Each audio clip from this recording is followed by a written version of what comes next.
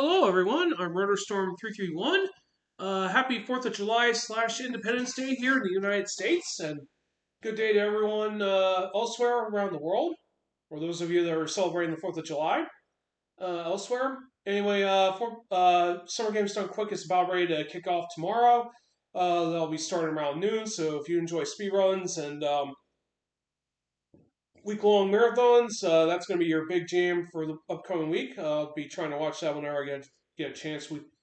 We are going to be doing some streaming during the event, so we're going to be I'll be watching that whenever I get a chance.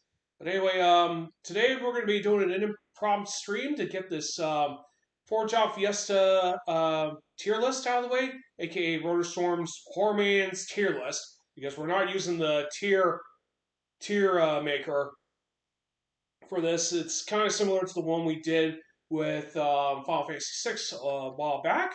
So now that I played all the jobs in Four Job Fiesta, it turned out I actually played Summoner the last time one of the earlier points. We're going to go ahead and list the jobs I think that are going to be what I would consider to be low, mid, and top tier.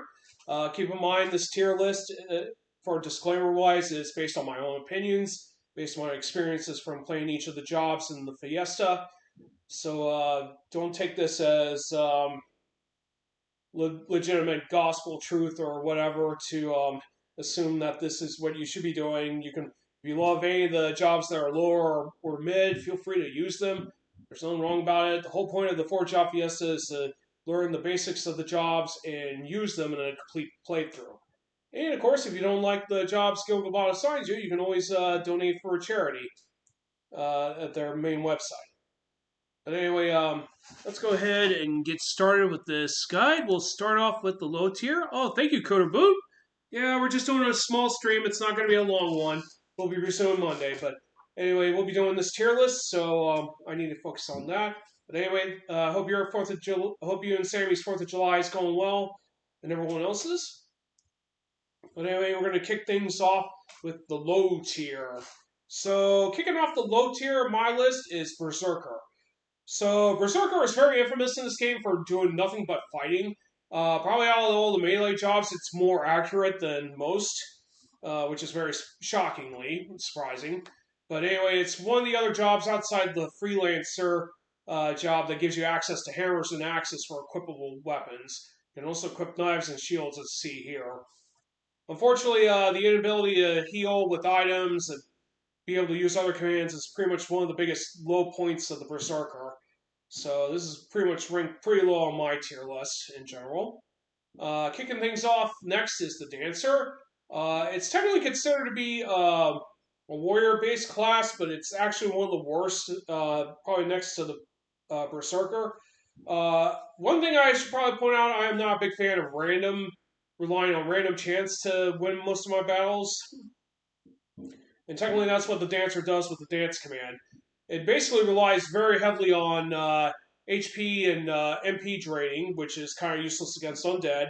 Flirt does not work very well. It does work well against X-Death in the Game Boy Advance version, but so far I didn't, when I tried that in the Pixel Remaster, it does not work. But anyway, your biggest gimmick with the Dancer is to always go for Sword Dance. And with Equip Whip ribbons, you not only get to equip the ribbon, but accessory, but you can also assign other Dancer equipment to your party member with that ability applied.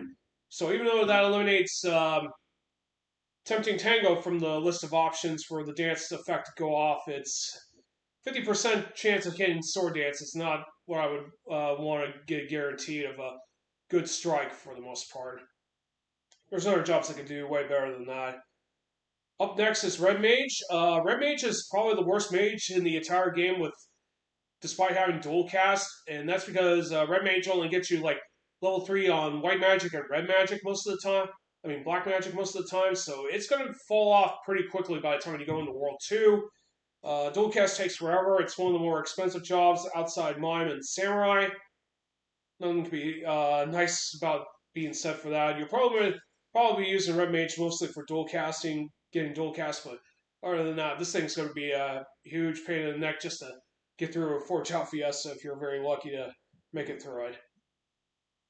Given my recent experience with the Thief, my first time doing it in one of my runs, the Thief has probably the second most difficult start in a Four Job Fiesta run in a normal setting.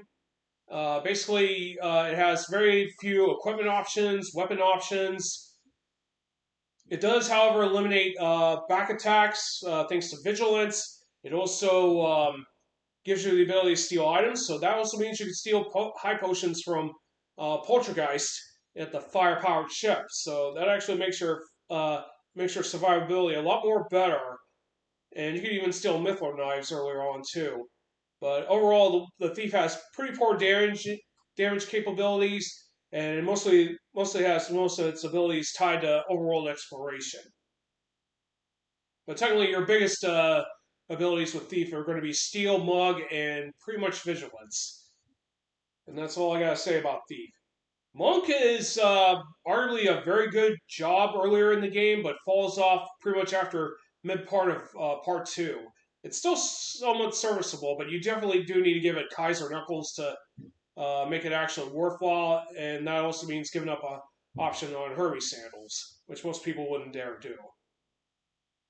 Monk, however, has the highest strength and stamina modifiers in the entire game. The only two noteworthy abilities you'll get with the Monk is Barehanded, which you can transfer to any of your physical jobs, so they can get the Monk's 26 strength modifier, and it also comes with Counter, which gives you a 50-50 chance of retaliating against enemies. Chakra is very good earlier on when you don't have enough money to afford antidotes and eye drops, but you'll probably want to use Chakra for other things. And you got other options for healing if you get other jobs in truth. Finally, at the end of my low tier is Geomancer. I love Geomancer, but even though I can't put this anywhere higher than being the top of the low tier. Unlike the other jobs, this job has probably the only one with no negative stat modifiers. It does come with two very useful exploration tools, namely Light Step, which allows you to avoid trap damage, etc., as well as find pits, which will make those pits visible whenever your party members are Geomancer. Gaia is pretty random in general. It doesn't cost you MP, but at the same time, you're basically banking on nature, and your terrain of choice has to be affects what type of attacks you get. And not to mention along with Ranger, it also is very level dependent on getting its more powerful abilities through its Gaia. If you do get Mystic Knight with it, equip Spellblade, your Geomancer will love it, mostly thanks to their ability to equip knives.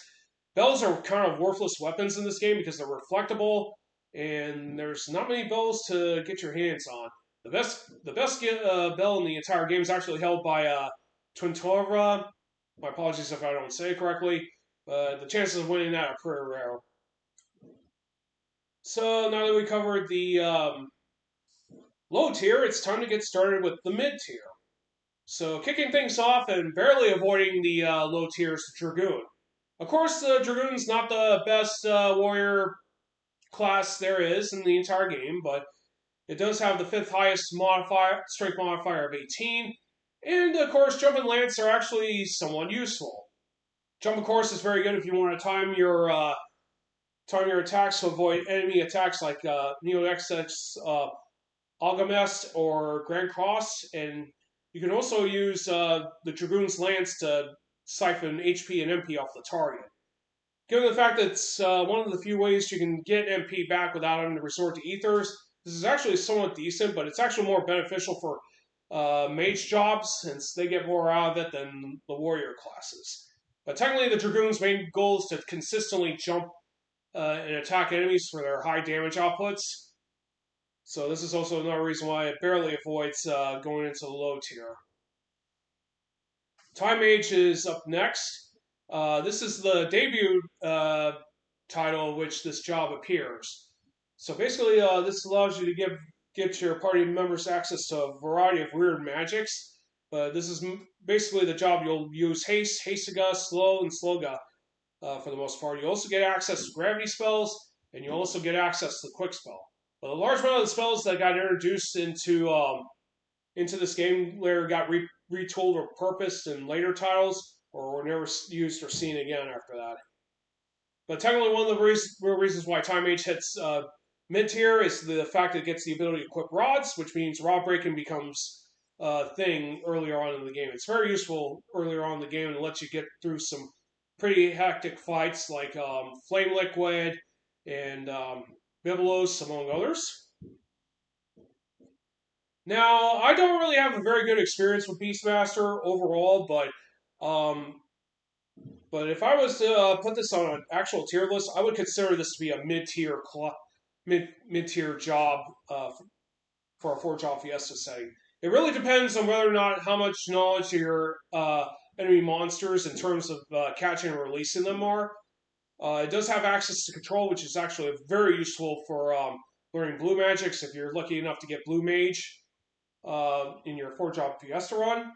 But other than that, it does have some decent HP / stamina, as well as the ability to equip whips, which allows them to attack from back row, but they're kind of locked to knives most of the time.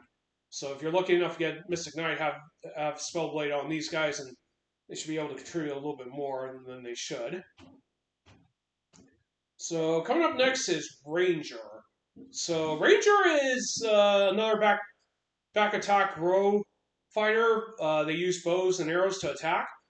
Now they often miss a whole lot, but on the other hand, they do get access to aim, which ensures they always hit. They also get access to rapid fire, which allows them to have their attack damage, ensuring 4 guaranteed hits, and they deal more damage when they target single foes. Now, the Yachi's bow, which is one of the 12 weapons you get, actually is insanely powerful in the hands of a ranger.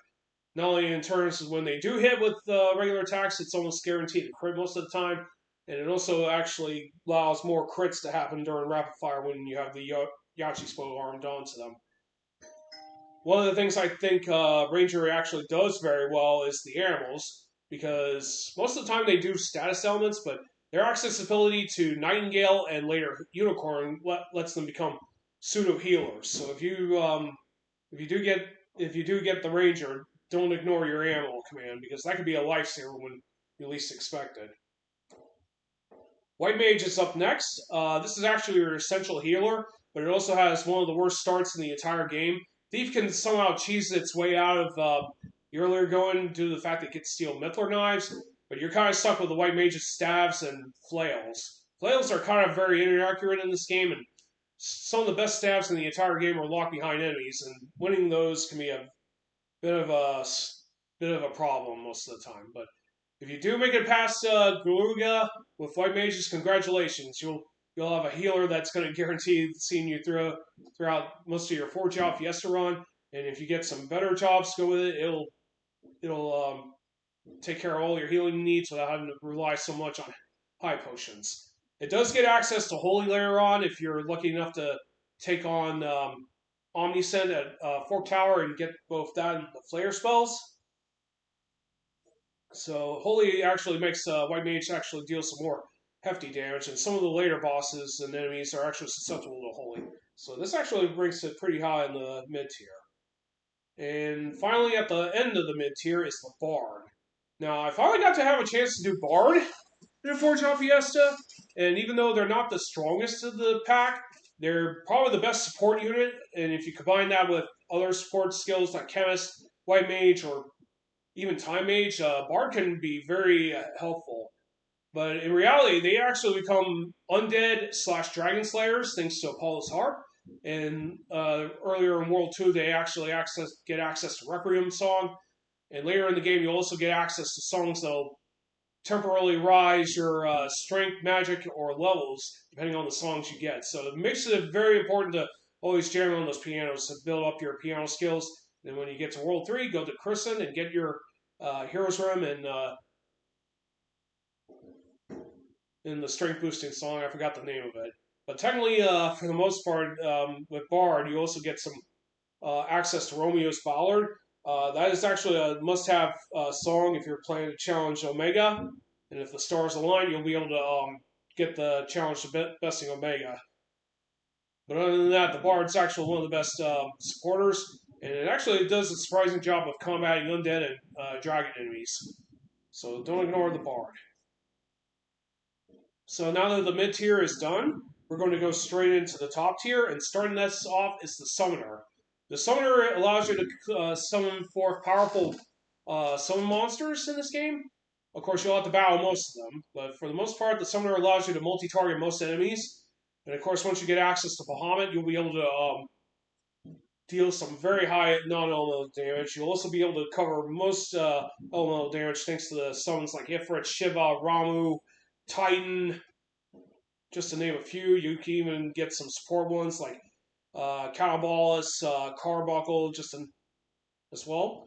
So it also has the ability to break rods, which will also be very helpful earlier on in the game. Coming up next is Samurai. Samurai is your clean sweeper thanks to Sinning. That ability allows you to turn your money into your lethal weapon times your level, for the most part. But in addition to that, you also get access to the one move that lets you counter physical attacks, and you'll be able to dodge those attacks too. My apologies, I haven't played Samurai in a while, so I forgot the name of it. Shidori. So Shidori allows you to basically counter those attacks and dodge them. So it's actually a pretty darn good auto ability if you want to protect your characters from physical attacks. Very good for mage characters that would mage shops in general. So coming up next is Blue Mage. Blue Mage is this is also the job where this debuts in Final Fantasy V, and basically it has the magic it debuted on this game is actually very useful. For the most part, the spells you get earlier on, like Vampire, Goblin Punch, the arrow line spells, level 3 Flare, level 5 Death, Dark Spark, Mighty Guard, and White Wind are just some of the abilities you can actually learn with the Blue Mage, and this allows you to cover multiple fields from offense, support, healing, and a Murata effect. So the Blue Mage is actually very good in all circumstances. Not to mention, once you get access to learning, this will allow you to have your other jobs learn those abilities too. Coming up next is the Ninja. The Ninja is the one of the best physical attacking jobs, despite not having the very highest strength modifier. Thanks to dual wield, this allows you to take two weapons and improve the ninja's overall damage ability. In my opinion, it has probably some of the best skill sets in the entire game because just about every ability you learn from the ninja gets put to use. Smoke can help you run away from battles, which is very good if you want to use the chicken knife later in the game. Image is essentially a free blink spell without having to cast it. Throw allows you to throw weapons, and if you give that command to mages, they can take full advantage of elemental scrolls. And of course, First Strike is also good because it also allows your party to get preemptive strikes on enemies most of the time when it becomes enabled. So overall, the ninja is actually a very solid damage dealer. Not to mention, if you get a boatload of shurikens and Fuma shurikens later on, they'll be able to hit some pretty high damage pretty early on and later on as well. Coming up next is the Chemist. Chemist is pretty much known for one thing, and that's mix. And it basically turns your entire items into basically anything you want, from attacking, healing, damaging, or even support or inflicting debuffs. Chemist does it all with Mix, but it also has some pretty notable other abilities like Pharmaceutical, which boosts up your healing items proficiency, Recover, which cures just about every ailment there is, and it's one of the few that actually cure its old. And you also get access to Revive, which also revives one party members by at least 1 HP. You can also take advantage of Drink to take advantage of some stat boosters. More notably, Goliath's Tonic, which is probably the best out of those drinks. So basically, with the Chemist, your support needs and everything else is just about covered. Knight is surprisingly very strong. It does have a very rough go-ahead, but once you get access to two-handed, you can pretty much say, well done, this game is yours. Go ahead and destroy every enemy you come across. Because not only do knights get access to swords, but they're the only class outside freelancers that get access to knight swords, which is exclusive to them, to the knights. So that means Excalibur and Ragnarok, which are holy based weapons, can be used, as well as Defender, Flame Tongue, and Icebrand. Those can be used too. It's also a very good defender if you want to take full advantage of cover and guard. And you can even use the equipped shields and armor to give it to more weaker jobs that don't have access to heavier gear. But technically, mage characters will probably benefit the shields more than anything else. And if you need other party members wielding knight swords or other swords, equipped swords also works too. Not to mention it transfers their 23 strength modifier to those jobs too. Black Mage is up next, and this is probably the best mage job for Four Job Fiesta settings. Basically, all throughout the entire game, most enemies will be susceptible to most elements, namely fire, ice, lightning, and even poison.